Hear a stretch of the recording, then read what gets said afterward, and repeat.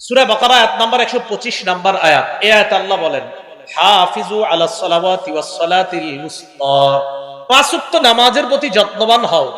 ওয়া কুমু লিল্লাহি কানিতিন, আল্লাহর সামনে বিনীতভাবে দাঁড়াও। তাহলে কিবলার সামনে দাঁড়াইলাম, বিনীতভাবে দাঁড়াইলাম।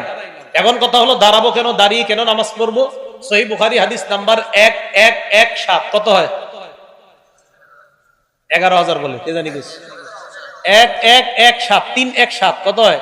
1117। এই হাদিসটা কেন সেই হাদিস জানেন? একটা কাজ আছে। আবার বলেন, সহিহ বুখারীর কয় নাম্বার হাদিস? 1117। সারাদিন হাঁটে, হাঁটার পর চা স্টলের সামনে 10 মিনিট গল্প করে, আছে না নাই? এর লাগে হাদিস নাম্বারটা মুখস্থ করে। এই হাদিসের মধ্যে আসছে নবীর সাহাবা ইমরান ইবনে হুসাইন, উনি বলেন, কানাত বি বাওয়াসির, আমার অর্শরোগ ছিল। অর্শরোগ চিনেন তো? আমি আল্লাহ নবীর কাছে জানতে চাইলাম, ইয়া রাসূলুল্লাহ, আমার অর্শরোগ, নামাজ আমি কিভাবে পড়বো, আমাকে আপনি জানায় দেন। আল্লাহ নবী বললেন, সাল্লি কাইমান, তুমি দাঁড়িয়ে নামাজ পড়বা। ফাইন লাম তাস্তাতি ফাকাইদান, যদি দাঁড়িয়ে নামাজ পড়তে না পারো তাহলে বসে পড়বা। আবার যদি দাঁড়িয়ে, আপনারা না, হুজুররা না, অন্যরা, যদি দাঁড়িয়ে, আবার যদি দাঁড়িয়ে না পারো, বলেন যদি দাঁড়িয়ে তাহলে বসে। তাহলে আবার বসে কখন? আবার বসে কখন? এই যে সারাদিন গল্প করতেছে দাঁড়ায়। সাল্লি কাইমান, দাঁড়িয়ে নামাজ পড়ো। ফাইন লাম তাস্তাতি ফাকাইদান, দাঁড়িয়ে না পারলে বসে। ফাইন লাম তাস্তাতি কাইদান, যদি বসে না পারো ফাআলা জামবিন, শুয়ে শুয়ে। তাহলে বলেন তো, এক নাম্বার যদি দাঁড়ানোর সক্ষম হয় তাহলে কিভাবে নামাজ পড়তে হবে? তাহলে দাঁড়াইলাম, কিবলার সামনে দাঁড়াইলাম, এবার আমি নামাজ শুরু করব। আসল আলোচনায় ঢুকতেছি। আমি আরিফ বিন হাবিব কিভাবে নামাজ পড়ি এটাই কই আমি। এবার আমি নামাজে দাঁড়াবো, দাঁড়ানোর পর আল্লাহু আকবার বলবো আমি, এটা বলে তাকবীর বলবো আমি। এখন কথা হলো, আল্লাহু আকবার যে বলবো এটার দলিল আছে কোথায়? হ্যাঁ, এই যে আমি আল্লাহু আকবার বলবো, সূরা মুদ্দাসসিরের মধ্যে আছে। আল্লাহ পাক রব্বুল আলামিন বলেন, ইয়া আইয়ুহাল মুদ্দাসসির কুম ফাআনজির ওয়া রাব্বাকা ফাকাব্বির। সূরা মুদ্দাসসিরের 3 নাম্বার আয়াতে আল্লাহ বলেন, ওয়া রাব্বাকা ফাকাব্বির, তাকবীর বলো, আল্লাহু আকবার বলো। তাহলে আল্লাহু আকবার বলা পাইলাম। এখন আল্লাহু আকবার বলেই যে শুরু করতে হবে, এটার দলিল কোথায় আছে? তিরমিজি শরীফের 3 নাম্বার হাদিস, তাহরিমুহা আত-তাকবীর। তুমি নামাজের বাহিরে যে বৈধ কাজগুলো আছে, এই বৈধ কাজগুলা আল্লাহু আকবারের মাধ্যমে হারাম করবা। নামাজের বাহিরের বৈধ কাজগুলা আল্লাহু আকবার বলে ওই বৈধগুলাই নামাজে হারাম করতে হবে। নামাজে খাওয়া কি বৈধ না অবৈধ? নামাজে অবৈধ। বলেন, নামাজের বাহিরে খাওয়া বৈধ না অবৈধ? নামাজে অবৈধ। তাহলে নামাজের বাহিরের অবৈধ কাজগুলা আল্লাহু আকবার, এই তাকবীরের মাধ্যমে এগুলা হারাম করা। এটা হলো তাকবীরে তাহরিমা। আচ্ছা, আল্লাহু আকবার বলে আমি নামাজ শুরু করব। এখন আমি আল্লাহু আকবার বলবো, আমি যে আল্লাহু আকবার বলবো এটার দলিল আছে কোথায়? সহিহ বুখারী 789 নাম্বার হাদিস। এটা কেন বলতেছি? ঝগড়া মুক্ত সমাজ দেখতে চাই। আপনাদেরকে নতুন দাওয়াত যদি দিতে আসে, বলবেন ভাই আমি যেটা করতেছি এটা সঠিক। যদি এটা সঠিক না হয় তো আপনারটা শুনবো, আর যদি সঠিক হয়ে থাকে তা আপনার দাওয়াত আমি কেন নিব? আরেকজনের দাওয়াত দেব। ঠিক, আল্লাহু আকবার বলবো। আল্লাহু আকবারের দলিল সহিহ বুখারী 789 নাম্বার হাদিস। এই হাদিসের মধ্যে আসছে, রাসূল আকরাম সাল্লাল্লাহু আলাইহি সাল্লাম কানা ইযা কামা ইলা সালাহ, যখন নামাজে দাঁড়াইতেন, ইউকাব্বিরু হিনা ইয়াকুম, যখন দাঁড়াইতেন আল্লাহ নবী আল্লাহু আকবার বলতেন। সুম্মা ইউকাব্বিরু হিনা ইয়ারকা, রুকুতে যাওয়ার সময় আল্লাহু আকবার বলতেন। সুম্মা ইউকাব্বিরু হিনা ইয়ারফা'ু সুলবাহু মিনার রাকআ, রুকু থেকে উঠার সময় আল্লাহ নবী আল্লাহু আকবার বলতেন। সুম্মা ইয়াকুলু ওয়া হুয়া কাইমুন সামি আল্লাহু লিমান হামিদা, দাঁড়িয়ে বলতেন সামি আল্লাহু লিমান হামিদা। সুম্মা ইউকাব্বিরু হিনা ইয়াহবি, সিজদায় যাওয়ার সময় বলতেন আল্লাহু আকবার। সুম্মা ইউকাব্বিরু হিনা ইয়াসজুদ, দ্বিতীয় সিজদার সময় বলতেন আল্লাহু আকবার। সুম্মা ইউকাব্বিরু হিনা ইয়াকুমু মিনাস সিনতাইন, 2 রাকাত নামাজ পড়ার পর বৈশা যদি তৃতীয় রাকাত হয় অথবা 4 রাকাতওয়ালা নামাজ হয়, ওঠার সময় আবার আল্লাহু আকবার বলতেন। তাহলে আল্লাহু আকবার বলা, আল্লাহু আকবার বলার দলিল পাইলাম সহিহ বুখারীর 789 নাম্বার হাদিস। আল্লাহু আকবার দলিল পাইছি কিনা? কোন জায়গায় যদি আমি দলিল না দিই, খপ করে আমারে ধরবেন আজকে। এইগুলো আল্লাহু আকবার বলার দলিল। এবার হইলো হাত কতটুকু উঠাবো, এই তো। আচ্ছা, মন দিয়ে শুনেন। মুসলিম শরীফের 390 নাম্বার হাদিস, মাদ্রাসা পাঠ্যপুস্তক অনুযায়ী, হ্যাঁ কথা শুনেন, মাদ্রাসা পাঠ্যপুস্তক অনুযায়ী 3033টা হাদিস হবে। এই অনুযায়ী মুসলিম শরীফের 390 নাম্বার হাদিস। এই হাদিসে আসছে রাসূল আকরাম সাল্লাল্লাহু আলাইহি সাল্লাম যখন নামাজ শুরু করতেন, কাব্বারা, আল্লাহু আকবার বলতেন, ওয়া রাফা ইয়াদাই, হাত উঠাইতেন। হাত যখন উঠাইতেন, হাত্তা তাকুনা, হাতগুলা আল্লাহ নবীর এই পরিমাণ উঠতো, হাত্তা তাকুনা হাজওয়া মানকিবাই, কাঁধ বরাবর উঠাইতেন। বলেন কি বরাবর? খুব মন দিয়ে শুনেন। তাহলে মুসলিম শরীফের 390 নাম্বার হাদিসে পাইলাম কি বরাবর? কাঁধ। বলেন সবাই কি বরাবর? আমি চিন্তা করলাম, আচ্ছা কাঁধ বরাবর পাইলাম, আর আপনারা টেনশনে পড়ে আছেন, হুজুর আমরা তো কান বরাবর উঠাই, ঠিক না? আলোচনা পুরো শুনবেন। কাঁধ বরাবর পাইলাম, পাওয়ার পর এবার আমি আরিফ বিন হাবিব চিন্তা করে গেলাম, তো কাঁধ বরাবর পাইলাম, দেখি আর কিছু আছে কিনা। এবার মুসলিম শরীফের 391 নাম্বার হাদিস, মানে পরের হাদিসটা। এই হাদিসের বর্ণনাকারী মালিক ইবনুল হুয়াইরিস। এই মালিক ইবনুল হুয়াইরিস বলেন, আন্নাহু রাসূলুল্লাহ সাল্লাল্লাহু আলাইহি ওয়াসাল্লাম, মালিক ইবনুল হুয়াইরিস আল্লাহ নবীকে দেখলেন কাব্বারা, উনি তাকবীর বলে নামাজ শুরু করলেন, রফা ইয়াদাই, নামাজে শুরু করার সময় হাত উঠাইলেন। হাত এমন ভাবে আল্লাহ নবী উঠাইলেন, হাত্তা ইউহাজি বিহিমা উযুনাই, দুই হাত কান বরাবর উঠাইলেন। তাহলে 390 নাম্বার হাদিস কাঁধ বরাবর, 391 নাম্বার হাদিস কান বরাবর। বলেন আবার, 390 নাম্বার হাদিস কাঁধ, আর 391 নাম্বার হাদিস কান বরাবর। তাহলে 390 নাম্বার হাদিস মুসলিম শরীফের কাঁধ বরাবর, 391 নাম্বার হাদিস কান বরাবর। এখন কানের লতি নামে কোনো শব্দ শুনছেননি? কানের লতি আমরা কিন্তু ছোটবেলা থেকে শিখছি, কানের লতি বরাবর। এখন টেনশনে পড়ে গেলেন আপনারা, হুজুর লতির কথা কই পাইছেন? এই প্রশ্ন করেও লতির কথা এই 391 নাম্বার হাদিসের শেষে আছে মুসলিম শরীফ। হ্যাঁ, এই হাদিসের শেষে আছে। বর্ণনাকারী কাতাদা। এই কাতাদা রাদিয়াল্লাহু তাআলা আনহুর বর্ণনা, আন্নাহু রাআ রাসূলুল্লাহ সাল্লাল্লাহু আলাইহি ওয়াসাল্লাম কাব্বারা, আল্লাহ নবী তাকবীর বললেন, রফা ইয়াদাই, নবী হাত উঠাইলেন, হাত্তা ইউহাদি বিহিমা ফুরুআ উযুনাই, আল্লাহ নবী দুই হাত কানের লতি বরাবর উঠাইছে। মুসলিম শরীফের 390 নাম্বার হাদিস কাঁধ বরাবর। বলেন কাঁধ কি বরাবর? কাঁধ।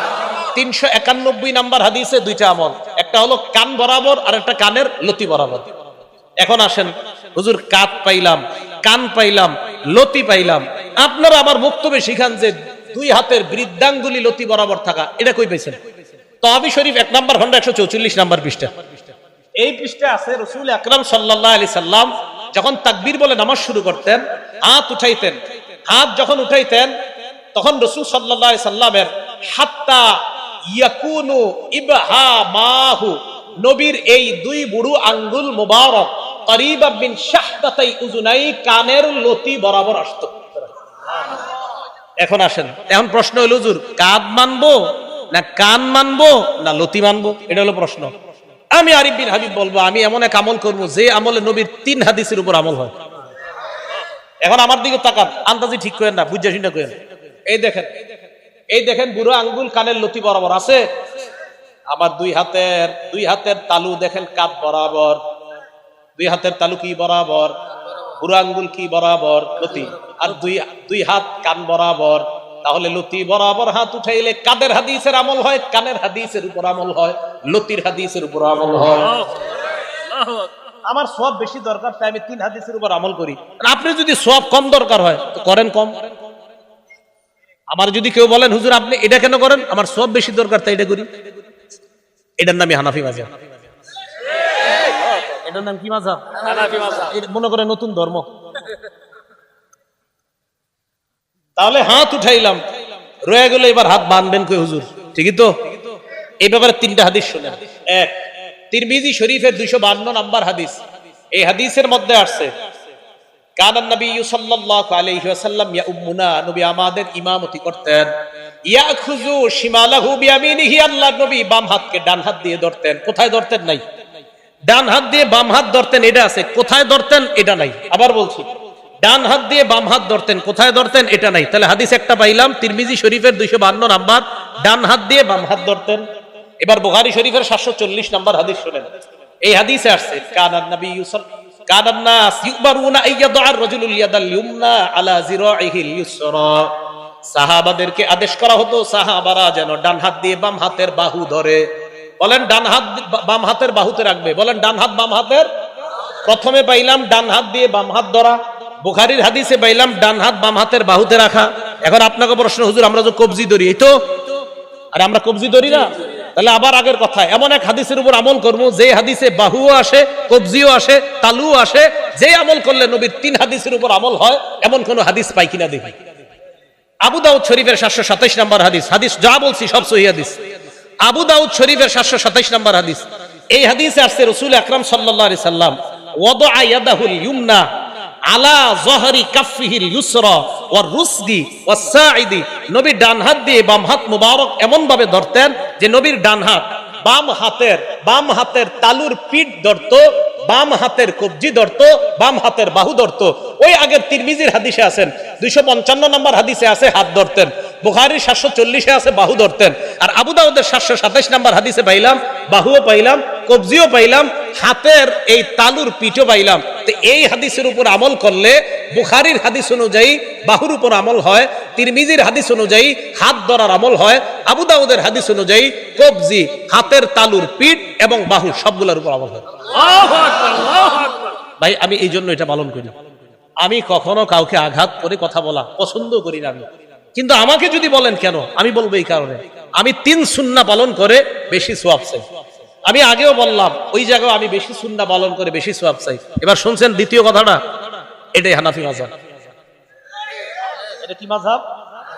এটা কোনো নতুন ধর্ম না, এই ভুল বুঝবেন না। এবার আসেন, হাত বাঁধবেন, এই তো কি করবেন, হাত বাঁধবেন। এই কথাগুলোর বিরুদ্ধেও যদি কারো কেউ থাকেন, মন দিয়ে শোনেন, শিক্ষিত কোন যুবক ভাইরা যদি শোনেন, শোনার পরে আমার বিরুদ্ধে কিছু লেখার আগেও আপনি অন্তত মাথাটা লাগায় চিন্তা করবেন যে আসলে রাসূলের সুন্নাহ কোনটা। আর আমি তো কাউকে আঘাত করে, কাউকে ইঙ্গিত করে কিছু বলছি না, আমি শুধু বলছি আমার সালাত শুদ্ধ কিনা, আমার সালাত কি কিনা, আমার নামাজ। আমি পড়াশোনা কইরা মনে করছেন যে আন্দাজে আমল করবো, নামাজ শুদ্ধ হবে না, পাগল নাকি আমি? হ্যাঁ, তা আমি পড়ছি কি করতে? একজন ডাক্তার হয়েছে, ডাক্তার হওয়ার পর ওনারা আপনি বললেন তুমি পাগল, বেচারা কষ্ট পাবে না? তা আমি এই 16 বছর 20 বছর পড়াশোনা করলাম ভুল আমল করার জন্য না সঠিকটা জানার জন্য? তাই ভাই আমি আমারটা বলছি। এখন আসেন, হাত রাখা। সহিহ ইবনে হিব্বান আরো অনেকগুলা কিতাব আছে, বলে এই জায়গা খালি মুসান্নাফ ইবনে আবি শাইবা মনে রাখবেন। মুসান্নাফ ইবনে আবি শাইবা 3959 3959 নম্বর হাদিস। আলকামা ইবনে ওয়াইল ইবনে হুজুর থেকে বর্ণনা, তিনি বলেন রাআইতুন নাবিয়্য সাল্লাল্লাহু আলাইহি ওয়াসাল্লাম ওয়াদা ইয়াদাহুল ইয়ুমনা আলাল ইউসরা, আমি আল্লাহর নবীকে দেখলাম, আল্লাহর নবী ডান হাত দিয়ে বাম হাত ধরছেন। ফিস সালাতি তাহতা সুররা, নামাজের মধ্যে নাবির নিচে হাতটা রাখছে। আমি আল্লাহর নবীকে দেখলাম, আলকামা ইবনে ওয়াইল ইবনে হুজুর বলেন আমি আল্লাহর নবীকে দেখলাম ডান হাত বাম হাতের উপর রাখছে, নাবির নিচে। আর যে আগের আমলটা বললাম যদি এই জায়গায় ধরেন অটোমেটিক আপনার হাত নাবির নিচে চলে যাবে। আল্লাহর নবীকে দেখলাম আমি নাবির নিচে রাখছে। এটা হলো মুসান্নাফ ইবনে আবি শাইবার 3959 নম্বর হাদিসের বর্ণনা, সনদ সহিহ। 3960 নম্বর হাদিস যে বর্ণনা, ওইটারও সনদ সহিহ। ওই বর্ণনার মধ্যে এক তাবির বর্ণনা আছে সনদ সহিহ। উনিও বলছেন যে রাসূল আকরাম সাল্লাল্লাহু আলাইহি সাল্লামের নামাজের পদ্ধতি এটাই যে ডান হাতকে বাম হাতের উপরে রাখা। শুধু তাই না, ইমাম বুখারী রাহমাতুল্লাহি আলাইহি উস্তাদ ইসহাক ইবনে রাহওয়াই রাহমাতুল্লাহি আলাইহি বলেন নাবির নিচে হাত রাখা এটা আল্লাহর নিকটে হওয়ার বেশি উপায়। সুবহানাল্লাহ। কার উস্তাদ? কইতে শরম করে, কার উস্তাদ? জি, মানে এটা চিন্তা করে পড়ে গেছেন আপনি, ইন্না হুজুর ইমাম বুখারীর উস্তাদ নাবির নিচের কথা কইছে, টেনশনে পড়ে গেছেন। ইমাম বুখারী রাহমাতুল্লাহি আলাইহির উস্তাদ ইসহাক ইবনে রাহওয়াই উনি বলেন নাবি তাহতা সুররা, নাবির নিচে হাত রাখাটা আকরাবু ইলাল্লাহ, এটা আল্লাহর কাছে অধিক পৌঁছার এবং আল্লাহর আনুগত্য বেশি প্রকাশ পায় নাবির নিচে হাত রাখে। আমি কিন্তু বলছি না অন্যগুলা ভুল, এটাও একবারও বলি নাই। আমি বলছি আমি কেন এইভাবে নামাজ পড়ি। আমি ভাই এই জন্য বলি, ইমাম বুখারী রাহমাতুল্লাহি আলাইহির উস্তাদ একটা কথা বলছে, তো আপনি ওই যুগে একটা বলছেন, তা আপনারটা আমি কেন শুনবো, ওনারটা না শুই না? না যদি বলেন না হুজুর আমারটাই শুনতে হবে, ওনারটা শুনেন না, তখন আমি কমু আচ্ছা কি করা, ঠিক আছে আপনারটাই শুনিয়া আইন, কি করবেন কোন। এই তো ইমাম বুখারী রাহমাতুল্লাহি আলাইহির উস্তাদের কথা তুই আপনারটা শুনবো না। আমি আবারও বলছি আমি এইভাবে কেন নামাজ পড়ি, শুধু এগুলা বলছি। এবার আসেন, হাত রাখলাম, রাখার পর এবার সালাত শুরু হয়ে গেল। তো মোটামুটি যেটুকু নিয়ে আপনাদেরকে নতুন ভাবে কিছু শিখাইতে চাই এতটুকু কিন্তু হয়ে গেছে। মুসান্নাফ ইবনে আবি শাইবা 3959, 3960, 3963, তিনোটার সনদ সহি। বলেন তিনোটার সনদ সহি। হ্যাঁ, একটা কথা আছে, এই 3959 উপরে অনেকে প্রশ্ন করে, আপনারা যে হাদিস করেন এই হাদিসটা মুসান্নাফ ইবনে আবি শাইবাতে নাই। কথাটা সঠিক না। কিছু পান্ডুলিপিতে নাই, এটা সঠিক। কিছু পান্ডুলিপিতে আছে। এখন যদি বলেন হুজুর কিছু পান্ডুলিপিতে কেন নাই, আমি বলবো তিরমিজি শরীফেরও অনেক হাদিস এই পান্ডুলিপিতে আছে, তো আরেকটা নাই, সেখানে কেন নাই? তিরমিজি শরীফের পান্ডুলিপির 3 জন বর্ণনাকারী বলি। একজন আব্দুর রহমান মুবারক পুরী, ওনার একটা পান্ডুলিপি আছে। শাইব আল আরনাউত, ওনার একটা পান্ডুলিপি আছে। আহমদ শাকের, ওনার একটা পান্ডুলিপি আছে। 3 পান্ডুলিপি খোলেন, দেখবেন একটাতে কিছু হাদিস আছে, আরেকটাতে কিছু নাই। যদি বলেন একটাতে কিছু থাকা আরেকটাতে কিছু নাই, এটা মানি না, তো তিরমিজিও তো মানবেন না, এটা তো 6 কিতাবের এক কিতাব। তাহলে এই অভিযোগ সঠিক না। সহিহ হাদিস যেখানেই পাবো সেখান থেকে নিব, এটা যেই কিতাবই থাক। সহিহ হাদিস যেখানে পাবো সেখান থেকে নিব, এটা যে কিতাবে থাক। এই হলো আপনি সালাত শুরু করলেন। এখন আপনি নামাজ শুরু করার পর আপনি ইমামের পিছনে যখন দাঁড়ান, ইমাম সাহেব কেরাত পড়ে, তখন আমরা বলি আমরা কেরাত পড়ি না। কেন পড়ি না? সূরা আরাফে আল্লাহ পাক রব্বুল আলামিন গালিবান 204 নম্বর আয়াতে আল্লাহ বলেন, ওয়া ইযা কুরিআল কুরআন, যখন কোরআন পড়া হয়, ফাসতামিউ লা, 1 নাম্বার হুকুম কান পেতে শোনো, 2 নাম্বার আনসিতু লা, এবং চুপ থাকো। তাহলে কোরআন পড়া হলে 2 হুকুম, 1 কান পেতে শোনা, 2 চুপ থাকা। আমি আবার বলছি, কোরআন যখন পড়া হয় তখন আল্লাহর হুকুম 2টা, 1 কান পেতে শোনা, 2 চুপ থাকা। এই আয়াতের ব্যাপারে প্রায় সকল মুফাসসিরিনে কেরাম এবং মুহাদ্দিসিনে কেরাম, শুধু তাই না, তাফসিরে তবারির যে মুফাসসির, তাফসিরে তবারি কেন বললাম? একটা কারণ আছে, কারণ তাফসিরে তবারিটা আমাদের দেশের এক শ্রেণীর মানে যে শ্রেণীর হোক তারা ফলো করে। ওই কিতাবেরও মুসান্নিফ বলছে এই আয়াত হলো নামাজের ব্যাপারে, অর্থাৎ নামাজে যখন কোরআন তেলাওয়াত করা হয় মুক্তাদি তখন চুপ থাকবে। মুক্তাদি তখন কি থাকবে? এই জন্য আমি চুপ থাকি। আপনারা থাকেন কিনা জানি না, আমি কিন্তু আমার বলতেছি। কেন বলতেছি জানেন? আপনাদের কাউরে যাতে আমি কোনো আঘাত না করি, সব আমি বলতেছি। আমি এভাবে নামাজ পড়ি, এভাবে হাত উঠাই। কেন উঠাই? আমার বেশি সওয়াব দরকার তাই। কিয়ামতের মাঠে ঠিক আছে, একটা সওয়াবের জন্য 2 দিন যেন আল্লাহ না ঠেকায়, তা আমার সওয়াব বেশি দরকার ভাই। আমি এই কারণে করি, আমি ঝগড়া মুক্ত থাকতে চাই, এই জন্য আমি ঝগড়া করতে চাই না। বলতে পারেন কেন? কারণ নবীজি বলছে, আনা জাইমুন বিবাইতিন ফি রাবজিল জান্নাহ লিমান তারাকাল মিরাআ, যে ব্যক্তি ঝগড়া করা ছেড়ে দেয়, আমি নবী জান্নাতের মাঝখানে তার একটা ঘরের দায়িত্ব নিয়ে নিলাম। ঝগড়া করতে চাই না। আমারে যদি কেউ বলেন হুজুর আহেন, পারলে আমার সাথে বসেন, আমি বলবো বসাবসির দরকার নাই। আমি এইভাবে নামাজ পড়ি এই হাদিসের কারণে, এইভাবে হাত উঠাই ওই হাদিসের কারণে, এইভাবে হাত বাঁধি এই হাদিসের কারণে, আমি এইভাবে আমল করলে দেখি 3 সুন্নাহ পালন করা হয়, আমি এইভাবে হাত বাঁধলে দেখি 3 সুন্নাহ পালন করা হয়, আমি ওইভাবে হাতটা উঠাইলে দেখি 3 সুন্নাহ পালন করা হয়। সুন্নত 3টা পালন করলে 3 সুন্নতের সওয়াব হয়। এই জন্য আমার সওয়াব বেশি দরকার, তাই করি। আপনি ঝগড়া করলে অন্য জায়গায় যান, আমার সাথে না। কেন? আমি ঝগড়া পারি না, একদম সত্যি কথা। আবার যদি কোন হুজুর বহস করেন আসেন, আমি বহসে জিরো, একদম কোনো মোটেই যোগ্যতা নাই আমার। আপনাদের সাধারণ কারোর সাথে পারবো না, আর তো আলেম দূরের কথা। আল্লাহ আমাদের সকলকে ফিতনা থেকে বেঁচে থাকার তৌফিক দান করেন। এবার আসেন, নামাজের তো ব্যাপারে ভালোই শুনলেন। এখন যে কথাগুলো বলবো এগুলো শুনলে অনেক মুরব্বীদের কষ্ট লাগবে, বাকি যাদের ভিতরে রোগ আছে তাদের কষ্ট লাগবে, রোগ না থাকলে লাগবে না। রাসূল আকরাম সাল্লাল্লাহু আলাইহি সাল্লাম মসজিদে বসা, এক সাহাবা আসার পর উনি নামাজ পড়লেন, আল্লাহু আকবার। নামাজ পড়ার পর আল্লাহ রাসূলের সামনে গেলেন, যাওয়ার পর সাল্লাম আলা নবী সাল্লাল্লাহু আলাইহি ওয়াসাল্লাম, আল্লাহ নবীকে সালাম দিলেন। সালাম দেওয়ার পর ফারাদ্দা আলাইহিস সালাম, আল্লাহ নবী সালামের জবাব দিলেন। নেওয়ার পর বললেন, ইরজি ফাসাল্লি ফাইন্নাকা লাম তুসাল্লি, তুমি যাও আবার নামাজ পড়ো, কারণ তুমি নামাজ পড়ো নাই।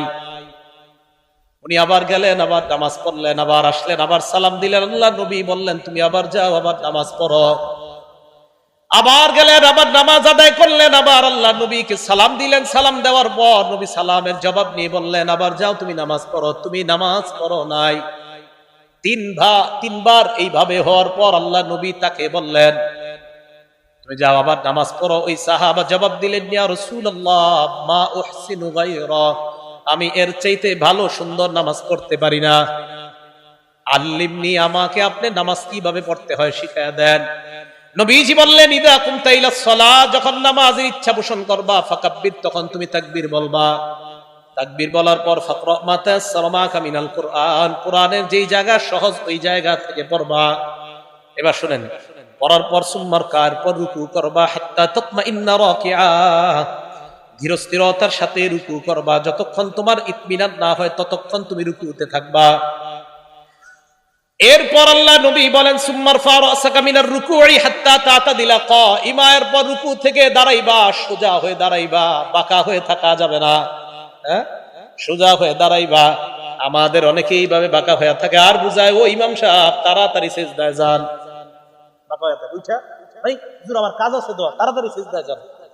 কষ্ট নিয়েন না, যাদের মাজায় সমস্যা ভিন্ন কথা, যারা এমনি কুজা এদের জন্য না এটা, যারা এমনি সুন্দরভাবে হাঁটতে পারেন কিন্তু নামাজে গেলে রুকু থেকে উঠে এইভাবে দাঁড়ায় থাকেন, হ্যাঁ মানে এইভাবে আপনি বাঁকা হয়ে থাকেন, পুরোপুরি দাঁড়ান না। আল্লাহ নবী কয় হাত্তা তাতাদিলা কাইমা, তুমি পরিপূর্ণভাবে দাঁড়াইবা, সোজা হয়ে দাঁড়াইবা। দাঁড়ানোর পর সুম্মা সুজুদের পর সিজদা করবা হাত্তা তাতমাইন্না সাজিদা, ধীরস্থিরতার সাথে সিজদা করবা।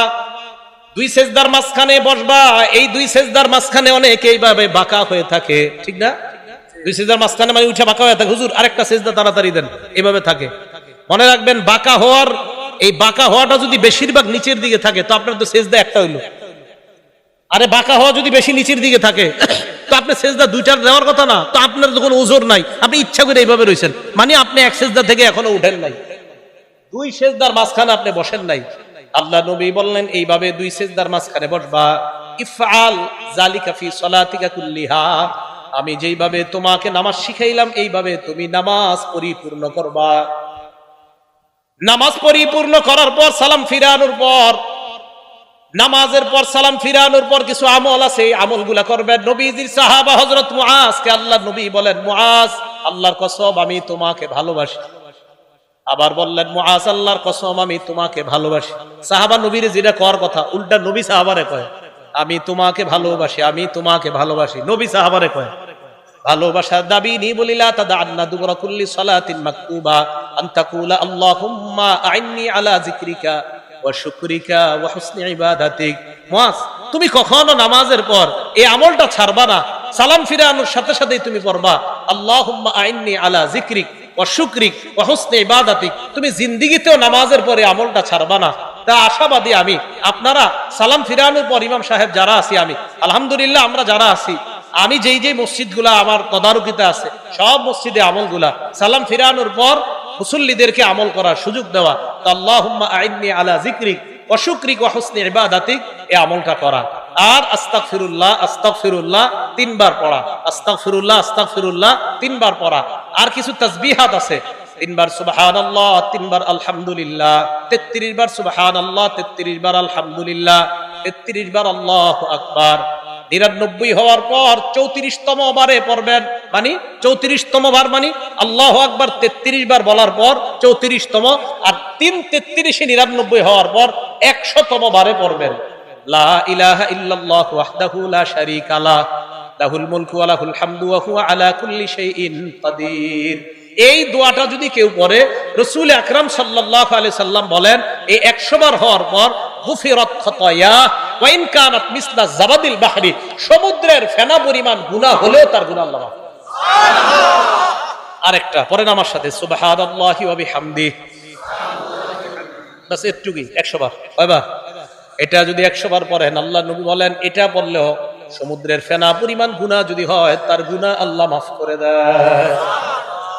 আর আয়াতুল কুরসি পড়বেন। বুলুগুল মারাম 97 নাম্বার হাদিস, এই হাদিসের মধ্যে আসছে ক্বালা রাসূলুল্লাহ সাল্লাল্লাহু আলাইহি ওয়াসাল্লাম মান ক্বারা আয়াতুল কুরসি দুবুরা কুল্লি সালাতিন মাকতুবা, কোন ব্যক্তি যদি ফরজ নামাজের পর আয়াতুল কুরসি পড়ে, লাম ইয়ামনাহু মিন দুখুলিল জান্নাহ ইল্লাল মাউত, মরবে আর জান্নাতে যাবে।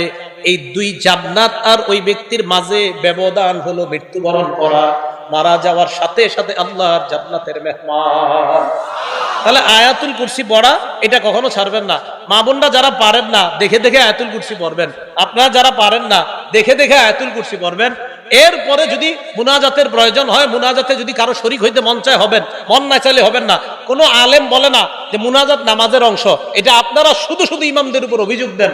ভাই কি যে ইমাম সাহেবরা বলে মুনাজাত নাকি নামাজের অংশ? না, মুনাজাত ইমাম সাহেব করে ওনার মন মতো, আপনার মন চাইলে ওনার সাথে শরীক হবেন, মন না চাইলে শরীক হবেন না। মনে রাখবেন নামাজ আলাদা ইবাদত, মুনাজাত আলাদা ইবাদত। মনে থাকবে নামাজ, বলেন নামাজ আলাদা ইবাদত, মুনাজাত আলাদা ইবাদত। কোন মুসল্লি যদি মন চায় আমি মুনাজাত করবো না, আমি দাঁড়ায় সুন্নত পড়বো, আপনি বলেন আপনার কোন ইমাম সাহেব না করছে কোনোদিন? আন্দাজি অভিযোগ দেন কেন?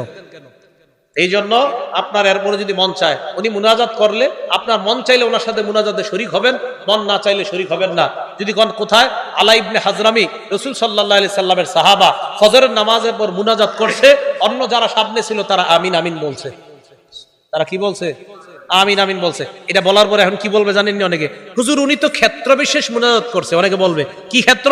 তখন বলবে আলা হাজরামি, নবীর সাহাবা আলা হাজরামি তখন বিপদ ছিল খুব, ওই বিপদ থেকে মুক্তির জন্য ফজরের পরে মুনাজাত করছে। আমি জানি এই কথাটা অনেকে বলবে যে আলা হাজরামি বিপদে ছিল, বিপদ থেকে মুক্তির জন্য মুনাজাত করছে। আমরা মুসলমানরা কি কম বিপদে আছি?